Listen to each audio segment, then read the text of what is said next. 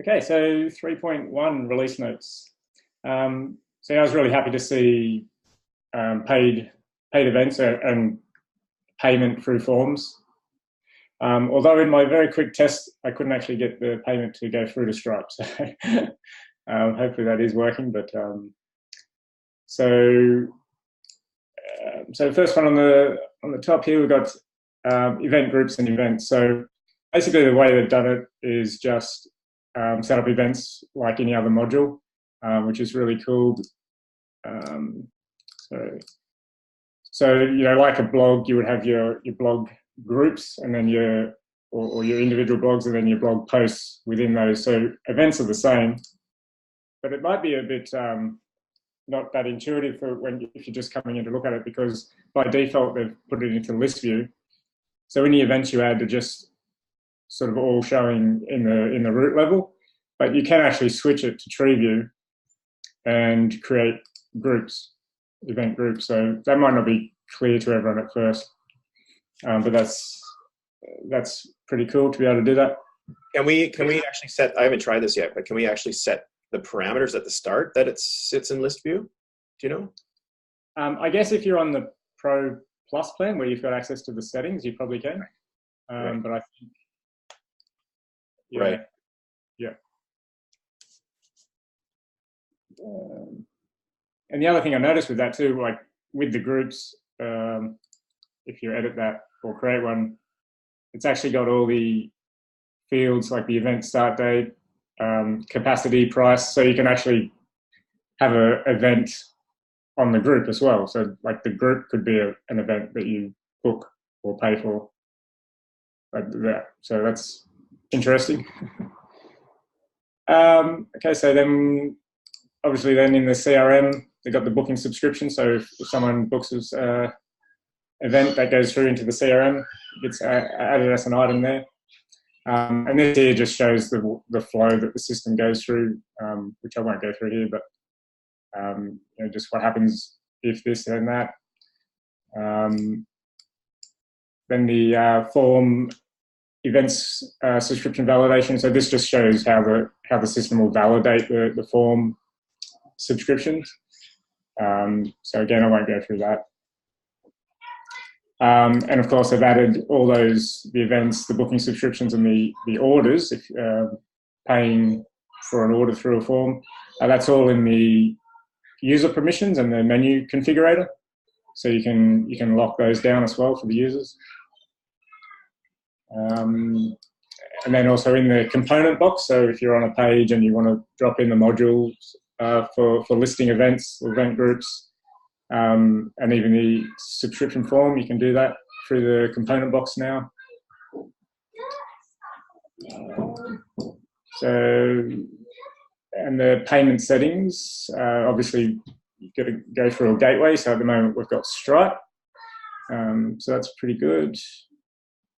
Like I said, I integrated both, or tried testing with the test Stripe account and the live Stripe account, and it didn't actually work for me, but it was only a very quick test, so I'm not sure if I did something wrong there. And then this just goes into the payment gateway options. So that's pretty standard, just follow the fields there.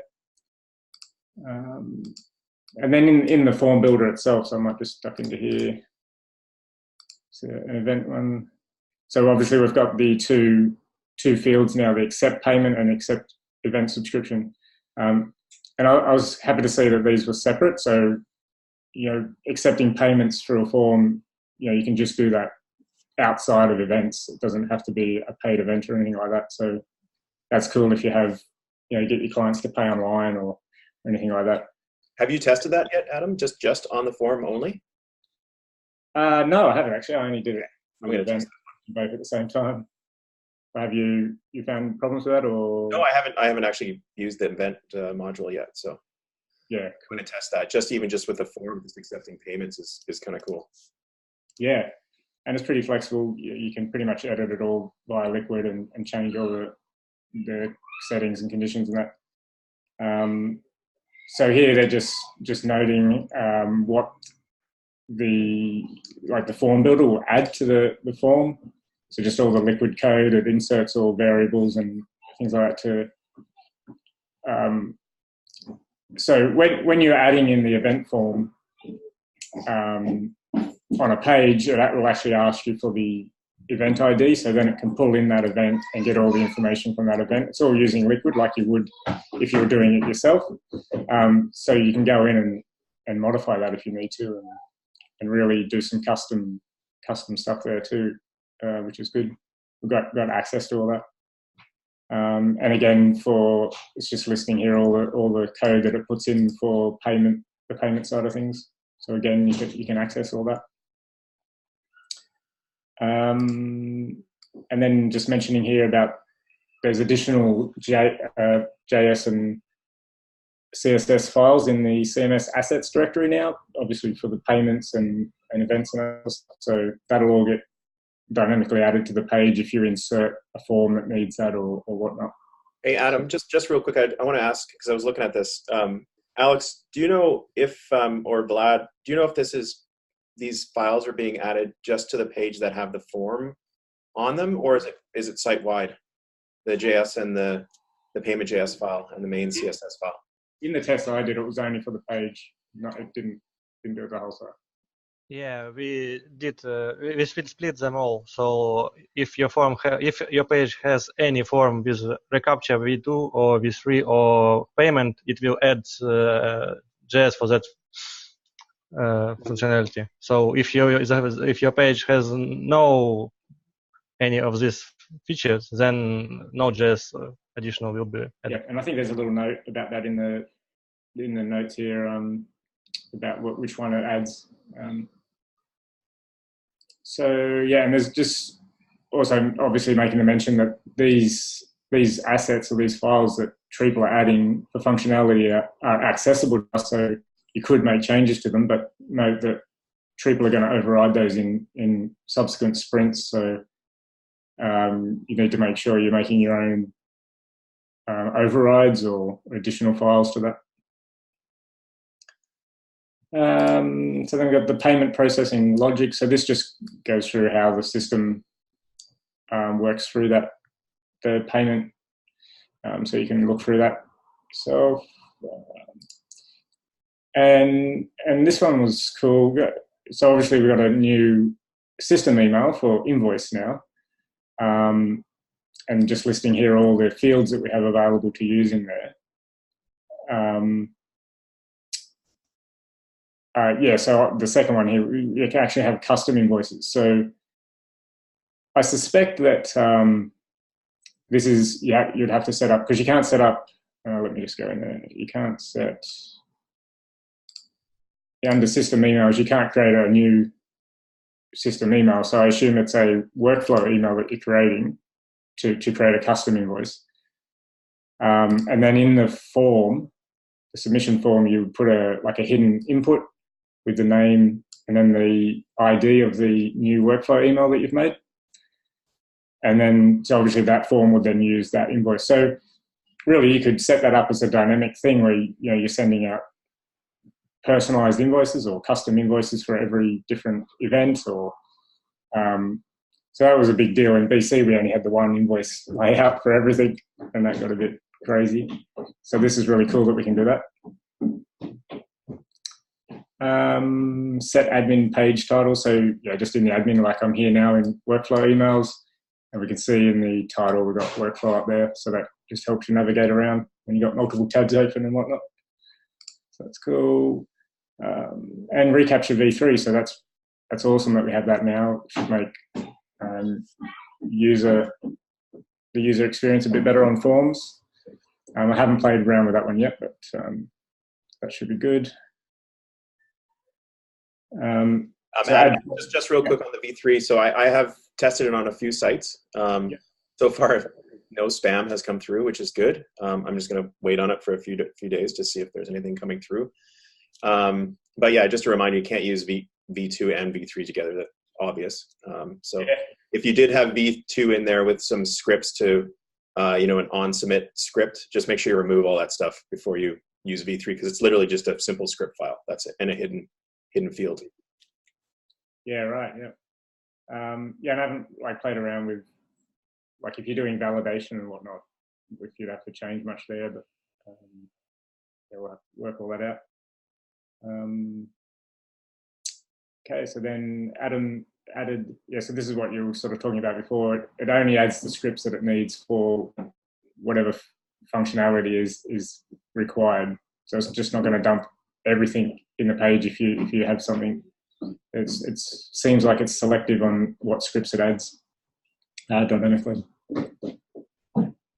And then there was a fix in the sitemap generator just to properly use the release and expiry dates, only if they're actually enabled for that module. We had some updates to the Liquid version. I think mainly it's really just this top section here. So the divide by filter is working now with like floating values. And the sort filter is working properly now, or as expected. There's 4 additional filters that have been added. The sort natural, which I think it mainly just sorts without being case sensitive, and a few other little things that just make sorting a bit more intuitive. And the other 2 are format date, handle, and handleize. Now I'm not actually sure how to use these. I can't really find any documentation on the Liquid docs for that. But I assume the date formatting is something to do with formatting the date, but I'm not sure how to use that. And the handle and handleize, Vlad might need to explain those because I think they're a bit more on the technical side. But so overall, I think it's just the update to those issues there in the Liquid.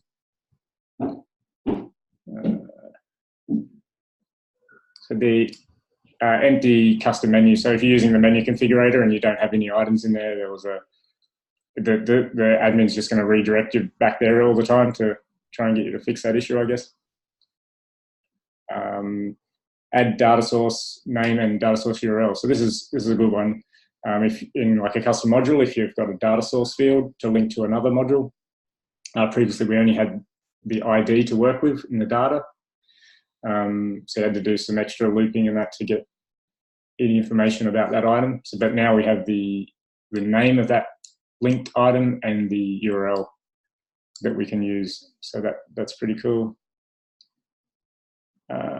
And the author image. So if you're having an image in the author module, they've just converted that to a proper media field now rather than text. Now the search custom module by parent ID and URL. So this one had me a bit stumped. I wasn't really sure how to implement this or where it would come into play. But I think it's just an enhancement on the search functionality on what fields we can search for. Has anyone played around with this part? Or? Well, I've used the prop in the Ajax filtering just for like data source fields. And it seems to work. I haven't actually tried this, but it makes sense. The same sort of concept, I'm assuming. So, okay, right. Okay, then we had the so just when you're creating a new module, the button becomes inactive. So just a user UI thing. Then 4 bug fixes. So with the changes to the gallery with the Lightbox implementation, so the layout now correctly renders all the code that's required there. There was an issue there, I think. And there was an issue where logging into the admin, the page just kept spinning without loading properly. So hopefully that looks like that's fixed. And there was an issue where if you use capitals in creating a page in the file manager or FTP, you wouldn't be able to edit that then in the admin. So it's just a case sensitive issue there. That's fixed. And a liquid engine recursion fix. So I'd never came across this one, but yeah, it's just in the menu layouts, you could cause some recursion issues with certain ways of looping. So that's fixed as well.